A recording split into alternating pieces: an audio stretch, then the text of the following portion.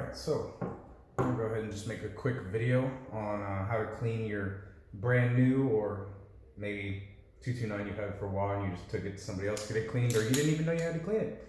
Like changing your oil in your car. Sometimes people just don't know these things. So first off, first step with everything, just making sure the gun is empty. So now we've completed the first step. We're going to rotate that lever vertically. That is called the takedown lever. So you're not going to drop the slide. You want to really make sure you don't drop this slide. It will go flying. So what you're going to do is you're going to just release the tension on there and slide it right off. So the frame here, you don't really have to go into too much detail unless you've been firing a lot of rounds. It doesn't tend to be a lot dirty.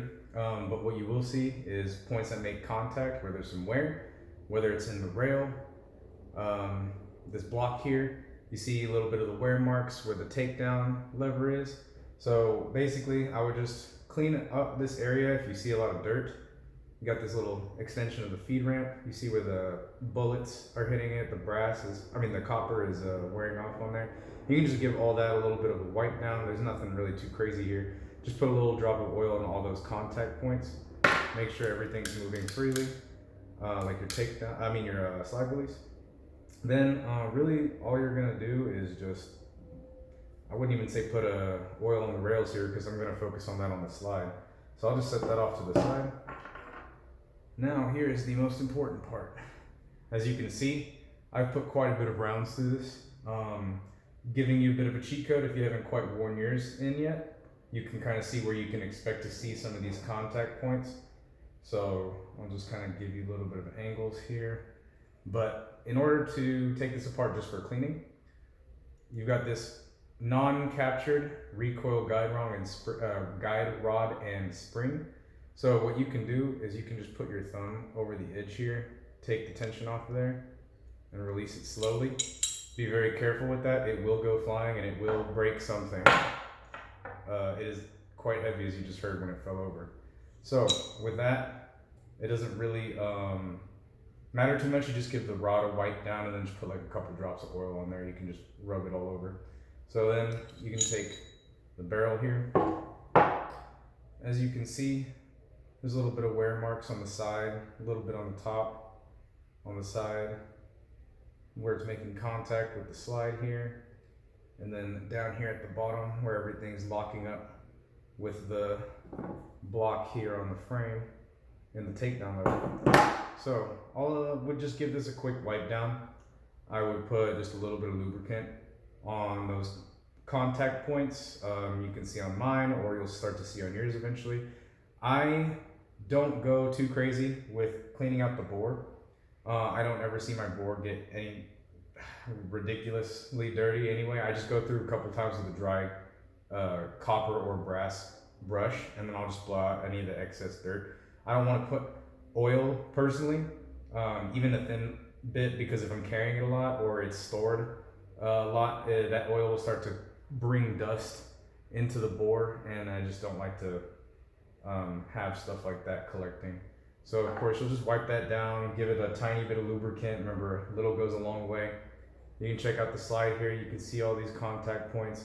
And when you've been firing this a lot, I've fired this a little bit since the last cleaning, but nothing too crazy. You'll see a lot of carbon buildup in here. Right now there's not a lot, but you can see all these points where there's contact being made. So I'll just kind of give all of that a nice wipe down. Go inside the rails with those Q-tips I was showing you before. The pointed ones make it a lot easier. Just any Q-tips or any way you find, just don't use paper towels. I find that they just leave a lot of lint and they get caught on any burrs and stuff, and especially because you'll probably have burrs if you haven't worn in the gun. They're just micro, you don't really see them.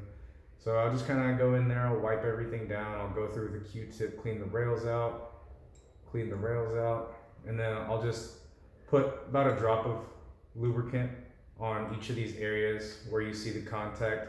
I'll just kind of rub it across, give it a nice little even layer. What you can do too on the rails is you can just put like one or let's say like 2 drops, because honestly more than that it's just going to be spilling out of the gun. Even then you're going to see it. So I'll just put like maybe a drop in the front, a drop in the rear, drop in the front on both sides. And once you start cycling it, you'll see any excess will just work itself out anyway. I would probably, I mean, this is just what I do right here on the slide where the barrel goes through. I just put a little drop of lubricant and then I'll just kind of twist it around in there, just give it an even coat. I don't really bother here where the recoil guide rod goes because, like I said earlier, you're gonna probably just lubricate the rod and then that'll do. Other than that, I'll come through and I will clean out this little area where the extractor hook is, just making sure there's not a little excess carbon buildup. I'll just get one of those pointed Q-tips and just kind of clear that out. I'll wipe down a little breech face here, but I don't really lubricate it. You'll find that sometimes you'll see lubricant in there. I just wipe that off, but you don't really want to lubricate this spot too much. If lubricant starts getting down into the firing pin hole, it can start to eventually collect dust and carbon all around in the firing pin channel, which I've seen on a Beretta that I used to have, Beretta PX4. I had about 3,000 rounds through it. I took apart the slide and there was like a 1/3 of an inch thick sludge that had built up around the firing pin. Now, it didn't affect the function. The channel in there was really wide, so it had plenty of clearance. But since I was already in there, I just went ahead and cleaned it out. But that was something I did notice.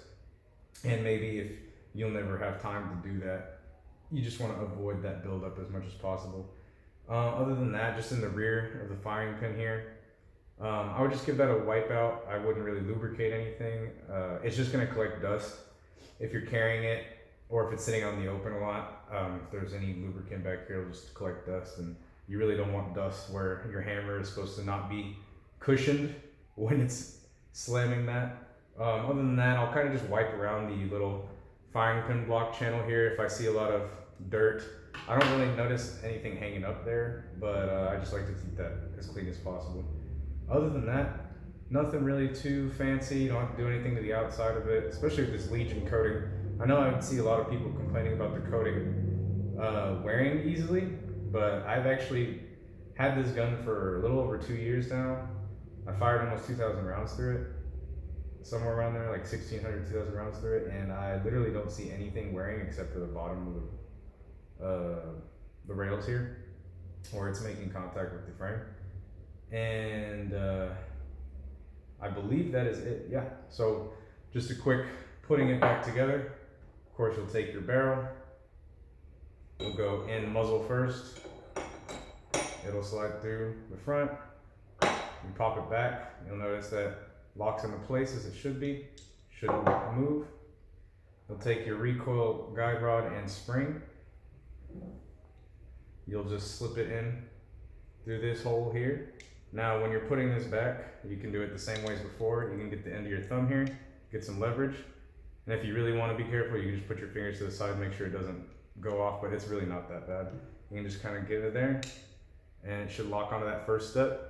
And wouldn't shake it like a Dairy Queen Blizzard, but it should hold. It should have enough tension to hold there. So after you do that, you're going to take your frame. You still have your takedown lever in the vertical position. If it's not in the vertical position, make sure it is. Like I said, you've got your lubricant on here, so I wouldn't really add any extra onto this set of the rails because you're just gonna have a mess for no reason. So then you're just gonna take the rear of this cutout on the slide and line it up with the front of the frame here on the rails.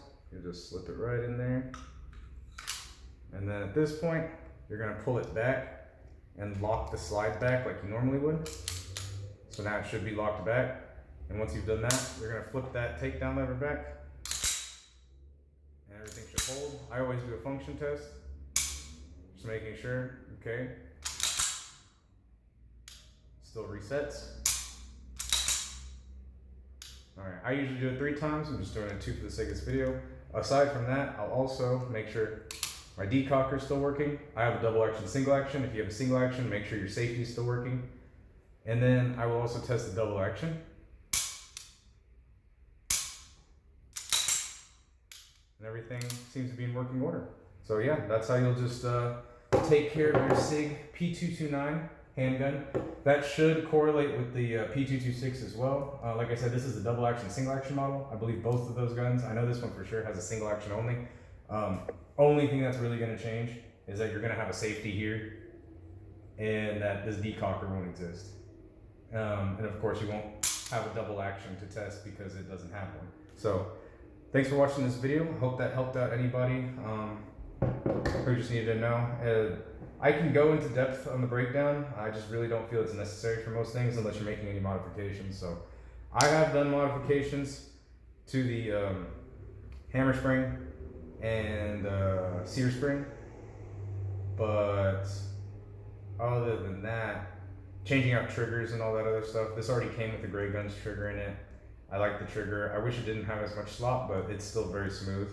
So if anybody wants to know more, I can go into detail about that at a later date. But other than that, that's all for today.